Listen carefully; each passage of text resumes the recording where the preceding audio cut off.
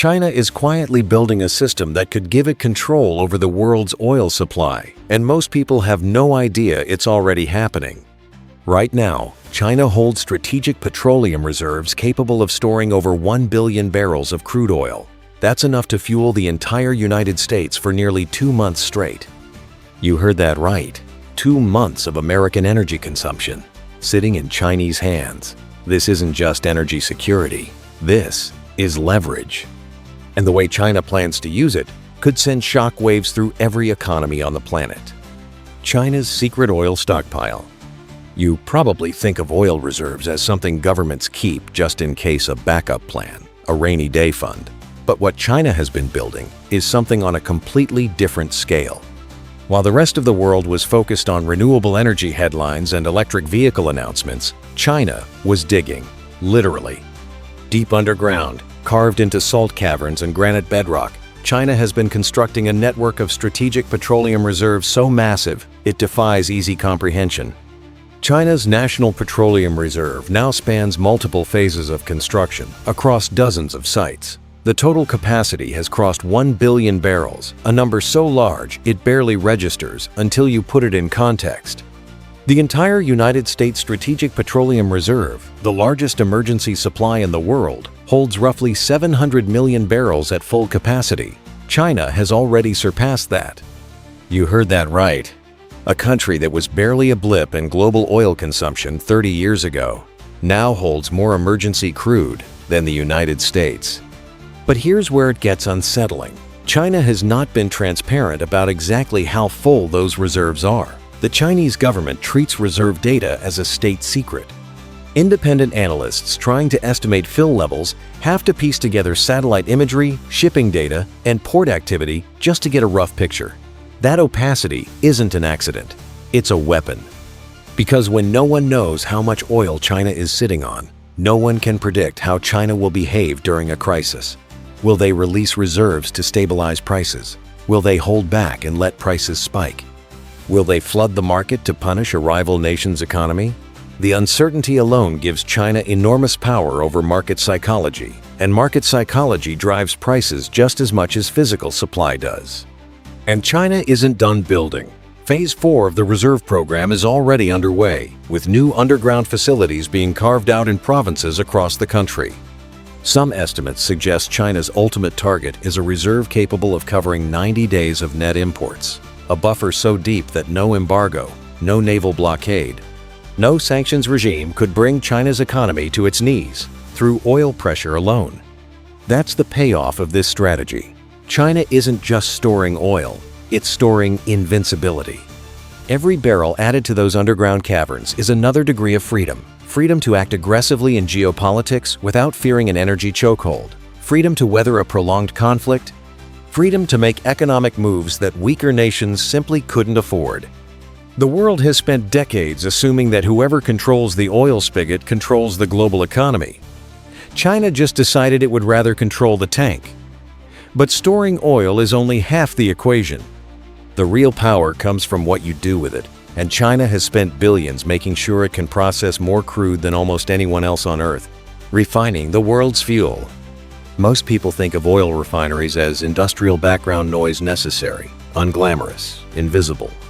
You probably don't think about where the gasoline in your car or the jet fuel in your flight was processed. But refining capacity is one of the most strategically important assets in the entire global energy system, and China has been quietly cornering it. For decades, China was a net importer of refined petroleum products. It had crude, but not enough processing muscle to turn it all into usable fuel. That changed dramatically in the 2000s, and then accelerated into something extraordinary in the 2010s. China went on a refinery building spree unlike anything the world had seen since the post-war American industrial boom. The crown jewel of this expansion is the Zhoushan petrochemical complex, located on an island off China's eastern coast. This isn't just a refinery, it's a fully integrated petrochemical mega-hub designed to process crude oil from supertankers and convert it into everything from gasoline to plastics to synthetic fibers. When fully operational, Zhoushan is capable of processing over 800,000 barrels of crude per day from a single location. To put that in perspective, That's more refining throughput than the entire output of most mid-sized oil-producing nations. But Zhoushan is just the most visible piece. China now operates over 50 major refineries across the country, with a combined processing capacity that has made it the second largest refining nation on the planet, trailing only the United States and closing that gap fast. Here's the tension hiding inside that statistic. When a country controls a massive share of global refining capacity, it controls what form oil takes when it reaches the market. Crude oil by itself is not very useful. It has to be cracked, distilled, and processed before it becomes the products that economies actually run on. If China decides to throttle its refining output or to prioritize domestic consumption over exports, global markets for refined products tighten almost immediately. And China has already shown it's willing to use that lever. In 2021, Beijing slashed refined product export quotas, pulling Chinese diesel and gasoline off global markets almost overnight. Prices spiked across Asia within weeks. It was a preview, a small one, of what a more deliberate, strategic use of that same power could look like. The payoff China is building toward is a world where it doesn't just consume the most oil, it processes a dominant share of it. That means any nation that relies on imported refined products has to factor Chinese policy decisions into its own energy security calculations. China becomes not just a customer in the oil market, but a gatekeeper. And that gatekeeper role extends far beyond China's borders. Because while China was building refineries at home, it was also buying up energy infrastructure everywhere else. The global infrastructure web. Imagine you wanted to control the flow of oil across an entire continent, not by owning the oil itself, but by owning the pipes, the ports, and the processing facilities it moves through. That's exactly the playbook China has been running for the past 2 decades, and it's been hiding in plain sight under the brand name of the Belt and Road Initiative. Most of the coverage around Belt and Road focuses on roads, bridges, and railways, the infrastructure of trade. But embedded inside that massive global project is a quieter, more consequential energy infrastructure campaign. China has been investing in ports, pipelines, refineries, and energy terminals across Africa, the Middle East, Central Asia, and Southeast Asia, with a consistency and scale that no other nation comes close to matching. In Pakistan, the China-Pakistan Economic Corridor includes a deep-water port at Gwadar, strategically positioned at the mouth of the Persian Gulf, where a significant portion of the world's oil supply passes through. China has invested over $62 billion in CPEC infrastructure, and Gwadar gives Chinese-linked logistics networks a physical foothold at one of the most sensitive energy choke points on the planet. In Africa, China has financed and built oil terminals, pipeline extensions, and refinery upgrades in countries stretching from Angola to Sudan to Tanzania. These aren't charity projects. They come with long-term supply agreements, preferential access clauses, and debt structures that give China significant leverage over the host nation's energy policy. In the Middle East, Chinese state-owned enterprises have taken equity stakes in refineries across Saudi Arabia, the UAE, and Kuwait, the heart of the world's oil production. When you own a piece of a refinery in Riyadh, you don't just profit from it, you get a seat at the table when decisions about output, pricing, and contract allocation are made. But here's the tension that most analysts overlook. These investments aren't just about securing supply. They're about embedding Chinese interests so deeply into other nations' energy infrastructure that those nations can't easily pivot away. When your port was built with Chinese capital, runs on Chinese equipment, and is operated under a Chinese management contract, cutting China off becomes an act of economic self-destruction. The payoff of this strategy is an invisible web of dependency that stretches across 3 continents. China doesn't need to threaten anyone. It doesn't need to send warships or issue ultimatums.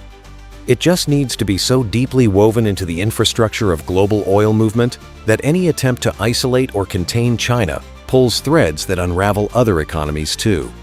This is how you build power in the 21st century, not through conquest, but through indispensability. And nowhere is that indispensability more strategically calculated than in China's approach to the waterways that carry the world's oil, controlling critical shipping routes. Every single day, roughly 17 million barrels of oil pass through the Strait of Malacca, the narrow channel between Malaysia and Indonesia that connects the Indian Ocean to the South China Sea. It is one of the most important waterways on Earth, and for China, it has historically been a source of profound strategic anxiety. Because almost all of China's imported crude oil passes through that strait, and China doesn't control it. That vulnerability has a name inside Chinese strategic thinking. It's called the Malacca Dilemma. The fear is simple. In a conflict scenario, particularly one involving the United States or its allies, a naval blockade of the Strait of Malacca could cut off China's oil supply almost entirely. For an economy that imports over 10 million barrels per day, that's an existential threat, and for decades, China had no real answer to it. But China has spent the last 20 years methodically building one. The first piece of the answer is the Myanmar-China pipeline, a crude oil pipeline that runs from the port of Kyaukphyu on Myanmar's western coast, straight through the country and into China's Yunnan province.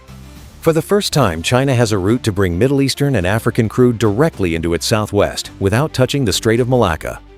The pipeline has a capacity of 440,000 barrels per day, not enough to replace Malacca, but enough to keep critical industries running during a blockade.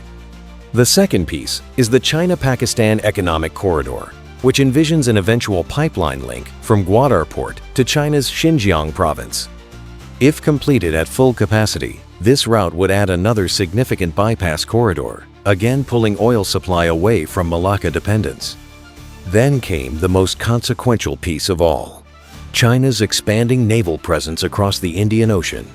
What strategists call the String of Pearls, a network of port agreements, naval access deals, and logistics facilities stretching from the South China Sea to the Horn of Africa, Djibouti, Gwadar, Hambantota in Sri Lanka, Chittagong in Bangladesh.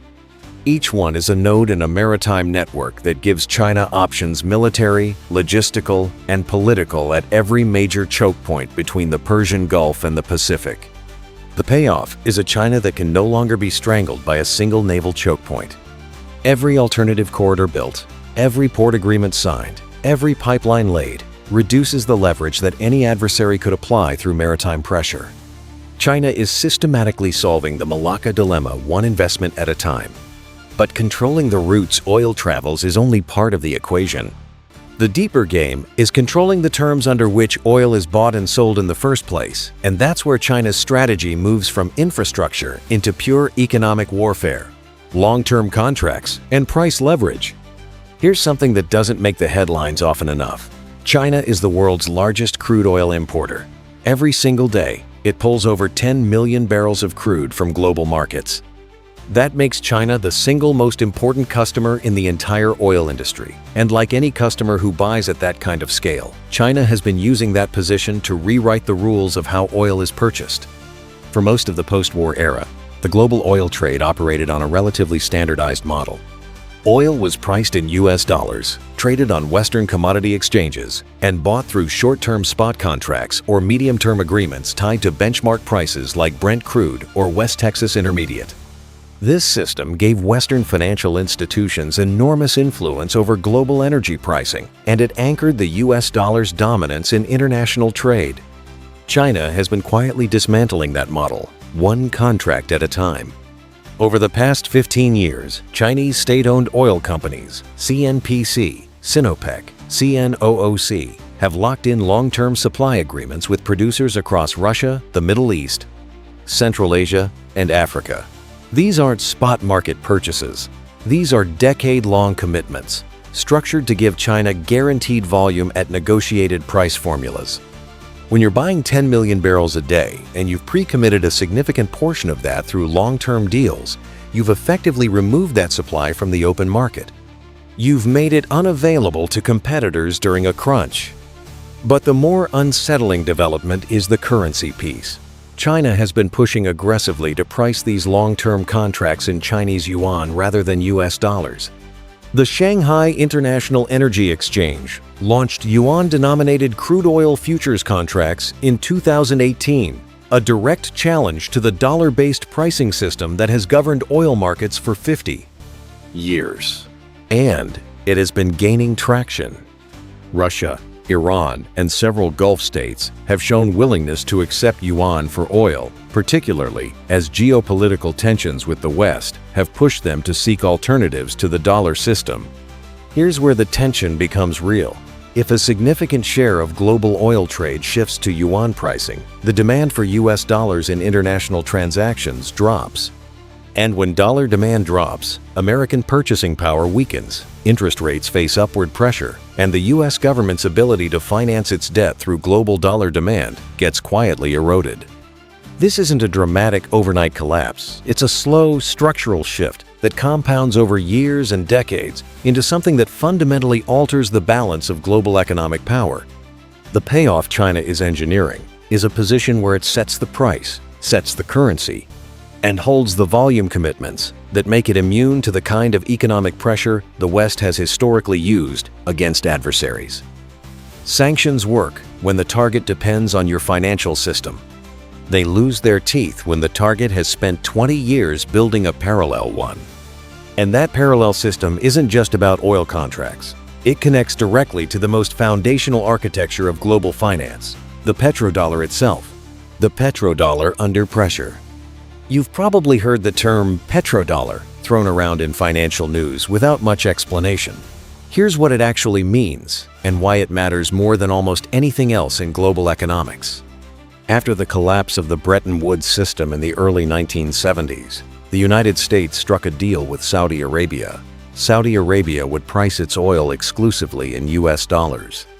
In exchange, America would provide military protection and political backing. Other OPEC nations followed. Almost overnight, every country on Earth that needed to buy oil had to first acquire US dollars to do it. That created a permanent, structural global demand for American currency, and it became the invisible foundation of American economic dominance for the next 50 years. China has decided that foundation needs to crack. The move has been methodical and patient. In 2018, China launched yuan-denominated oil futures on the Shanghai International Energy Exchange, the first serious institutional mechanism for pricing crude outside the dollar system. Early volumes were modest, and Western analysts largely dismissed it. But then Russia's invasion of Ukraine in 2022 triggered sweeping Western sanctions, and suddenly every nation that feared it could be the next sanctions target had a powerful incentive to find dollar alternatives.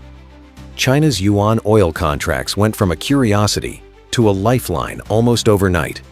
Russia, now cut off from Western financial systems, began routing a significant portion of its oil exports through yuan-based settlements.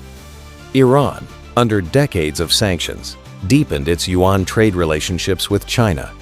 And then came the moment that genuinely rattled Western financial strategist Saudi Arabia publicly confirmed it was open to accepting yuan for Chinese oil purchases. The country that signed the original petrodollar agreement was putting it up for renegotiation. But this was just the beginning of the unraveling. China has also been building the institutional infrastructure to support a parallel financial system. The Cross-Border Interbank Payment System, CIPS, is China's answer to SWIFT, the Western-dominated messaging network that underpins international dollar transactions. CIPS now connects hundreds of financial institutions across dozens of countries, giving nations a way to settle international trade in yuan without touching the dollar system at all. Every new member added to CIPS is another node in a financial network that exists entirely outside Western oversight and control. The payoff China is assembling here is staggering in its implications. If the petrodollar's grip loosens even partially, the United States loses the automatic global demand for its currency that has allowed it to run enormous trade deficits, finance its national debt cheaply, and impose sanctions that actually hurt. A world where 30 or 40% of oil trade is settled in yuan isn't a dollar collapse. But it is a world where American financial power is structurally, permanently diminished. And China would be holding the currency that filled that gap. The architecture is already being laid. The contracts are already being signed. The financial plumbing is already being built. Most people won't notice until it's done. And when you zoom out and look at everything China has constructed, the reserves, the refineries, the infrastructure web, the shipping routes, the long-term contracts, the yuan payment systems, you start to see something that isn't just an energy strategy. It's a blueprint for reordering the global economy itself. One system to rule all. You've been watching a construction project. It started with storage tanks and underground caverns. It expanded into refineries and pipelines. It stretched across oceans into foreign ports and petrochemical deals. It rewired financial systems and renegotiated currency arrangements. And now, standing back and looking at the full structure, you can finally see what China has actually been building. Not energy security. A control system. Every piece connects. The strategic petroleum reserves give China the ability to absorb supply shocks without flinching and to release or withhold oil into global markets at a moment of its choosing. The domestic refining megaprojects give China the ability to process crude at a scale that shapes global refined product availability. The overseas port investments and pipeline corridors give China physical access to supply routes that bypass any naval choke point an adversary might attempt to close. The long-term supply contracts remove hundreds of millions of barrels per day from the open market, tightening availability for everyone else. And the yuan-denominated trade infrastructure gives China a financial escape hatch from the dollar system that makes Western economic sanctions progressively less effective with every passing year. Now think about what that means during a crisis. Imagine a major geopolitical flashpoint, a conflict in the South China Sea, a confrontation over Taiwan, a severe deterioration in US-China relations.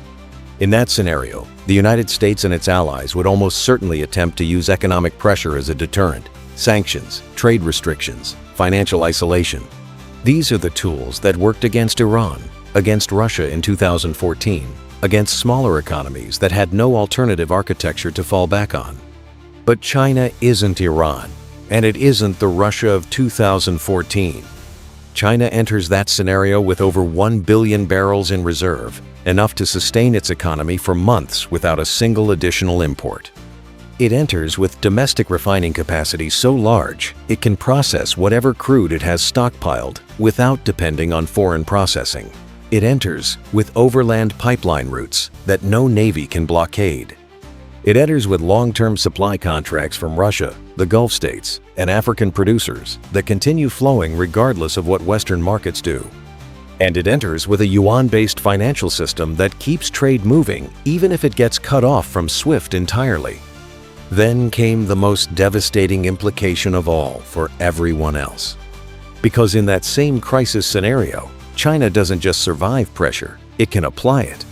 China's ability to release strategic reserves at scale gives it the power to crash oil prices, devastating the economies of rival oil-producing nations that depend on high prices to fund their governments.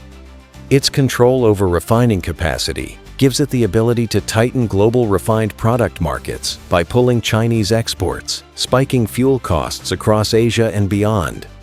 Its grip on port infrastructure across Africa and the Middle East gives it leverage over supply chains that developing nations cannot easily replace. And it's not just the major powers that get caught in this. Every developing economy that has borrowed Chinese capital to build energy infrastructure, every oil-producing nation that has signed a yuan-denominated supply contract, every country whose port runs on Chinese logistics, they are all nodes in a network whose center of gravity sits in Beijing. The global economy was built on a simple assumption that oil flows freely through markets governed by transparent pricing, accessible to all buyers, denominated in a neutral currency, and protected by international norms no single nation controls. China has spent the last 2 decades systematically challenging every single one of those assumptions. You're not watching a country secure its energy supply. You're watching a country redesign the rules of the global economy, and it is much further along than most people realize.